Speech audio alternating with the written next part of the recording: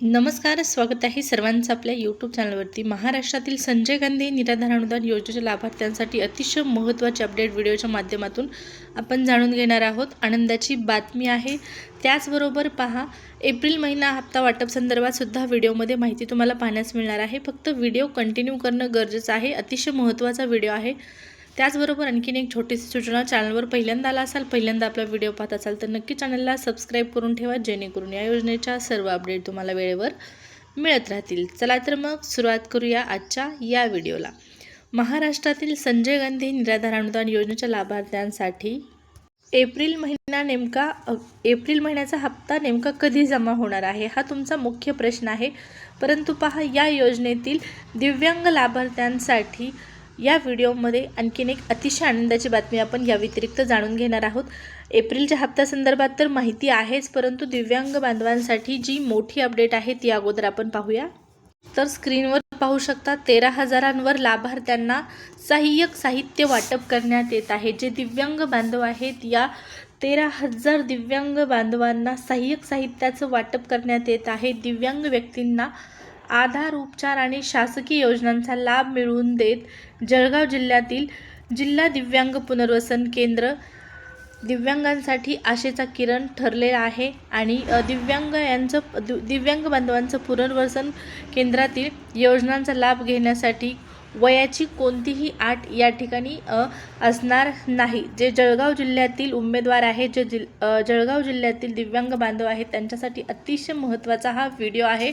त्यामुळे नक्की हा व्हिडिओ कंटिन्यू करा। आणि तुम्ही इतर जिल्ह्यातील असेल तरी पण तुमच्यासाठी महत्त्वाचा आहे। पहा, हा जो सहाय्यक साहित्याचा वाटप कार्यक्रम किंवा ही जी सहाय्यक साहित्य वाटप करण्यात येत आहे, हे प्रत्येक जिल्ह्यासाठी आहे। परंतु सुरुवात झालेली आहे जळगाव या जिल्ह्यापासून।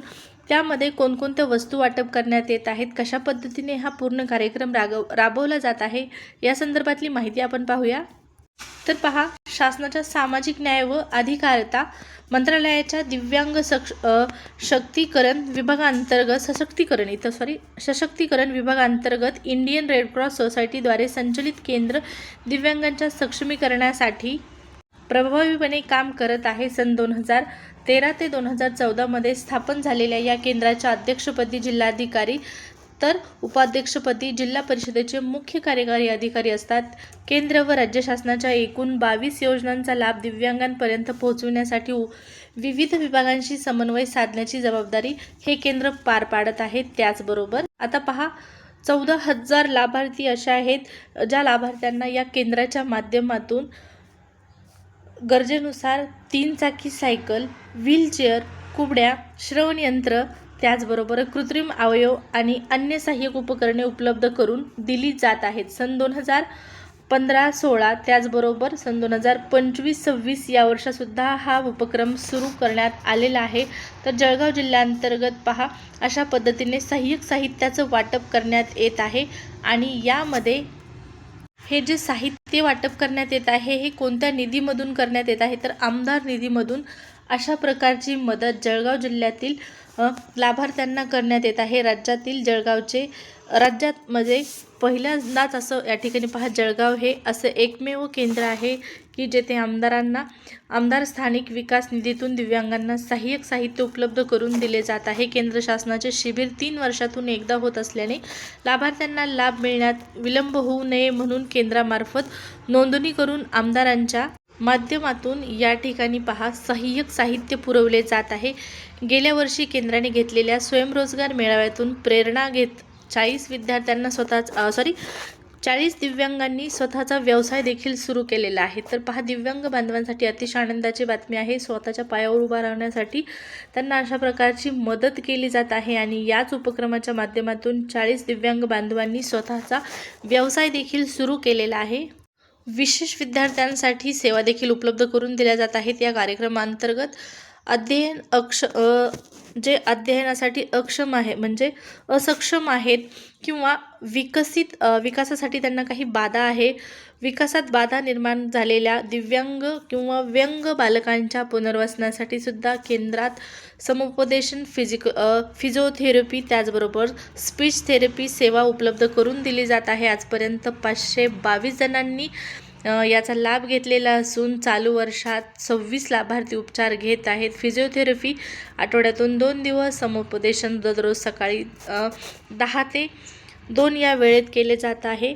अशा प्रकारचं अतिशय महत्त्वपूर्ण उपक्रम जळगाव जिल्ह्यांतर्गत राबवण्यात येत आहे. महाबल कॉलनी रस्त्यावर सामाजिक न्याय भवनात ही संपूर्ण कार्यक्रमाचं नियोजन केलेलं आहे. तर जर तुम्ही अशा पद्धतीने जळगाव जिल्ह्यातून या गोष्टीचा लाभ घेऊ इच्छित असाल तर नक्कीच तुम्ही या ठिकाणी भेट देऊ शकता. पहा, फिजिओथेरपी देखील तुमच्यासाठी उपलब्ध आहे, त्याचबरोबर समुपदेशन देखील तुमच्यासाठी दररोज उपलब्ध आहे त्या ठिकाणी.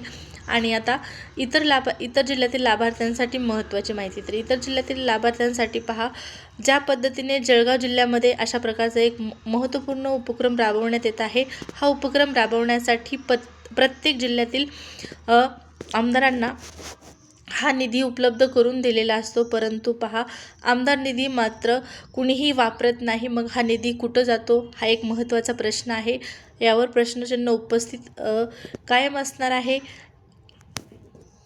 खरं तर ज्या पद्धतीने जळगावमध्ये अशा प्रकारचे उपक्रम घेतले जात आहेत, त्याच पद्धतीचे सर्व उपक्रम हे महाराष्ट्रातील इतर सर्व जिल्ह्यांमध्ये घेतले तर नक्कीच दिव्यांग बांधवांना या उपक्रमाचा थोड्या का प्रमाणात होईना पण लाभ मिळेल आणि त्यांच्या विकासासाठी नक्कीच या निधीचा सदुपयोग होईल असं आपण म्हणू शकतो. हा निधी त्यांचाच आहे, तर त्यांच्यासाठी 100% वापरला गेला पाहिजे. पहा, जळगाव जिल्ह्यामध्ये अतिशय चांगलं काम केलं जात आहे आमदार निधीच्या माध्यमातून. आपण अपेक्षा करूया की महाराष्ट्रातील इतर आमदारांनाही अशा काही बुद्धी द्यावी किंवा अशा या गोष्टी करण्यासाठी प्रेरणा मिळावी जळगाव जिल्ह्याच्या अंतर्गत. आता आपला एप्रिल महिन्याच्या हप्ता वाटपासंदर्भातला मुद्दा जो राहिलेला आहे त्या संदर्भात माहिती. एप्रिलचं अनुदान कोणत्याही लाभार्थ्यांना अद्यापपर्यंत जमा झालेलं नाही. पहा, 2 महिने या वर्षी म्हणजे 2026मध्ये 2 हप्ते लवकर जमा झाले, परंतु पुन्हा एकदा मार्च महिन्यापासून या ठिकाणी प्रत्येक महिन्याच्या हप्त्याला उशीर होताना आपल्याला दिसत आहे. मार्च महिन्याचा सुद्धा हप्ता 14 तारखेच्या नंतर वितरण झालं होतं आणि तीच प्रोसेस या महिन्यातसुद्धा आपल्याला पाहण्यास मिळत आहे. एप्रिलमध्ये सुद्धा आता 10 तारीख जवळ येत आहे, तरी पण हप्ता वाटप संदर्भात नोटिफिकेशन आलेलं नाही किंवा मेसेज आलेला नाही किंवा शासन निर्णय येऊन निधीसुद्धा मंजूर झालेला नाही. अद्यापपर्यंत कोणतीही सूचना, कोणताही निधी आलेला नाही. ज्यावेळेस ही प्रोसेस सुरू होईल त्यावेळेस नक्कीच तुम्हाला मी कळवेल. त्यासाठी विसरला असाल आपल्या चॅनलला सबस्क्राईब करायला तर 100% सबस्क्राईब करून ठेवा. भेटूया पुढच्या व्हिडिओमध्ये. या व्हिडिओमध्ये एवढीच माहिती. हा व्हिडिओ आवडला असेल तर जरूर लाईक आणि चॅनलला सबस्क्राईब करा. धन्यवाद.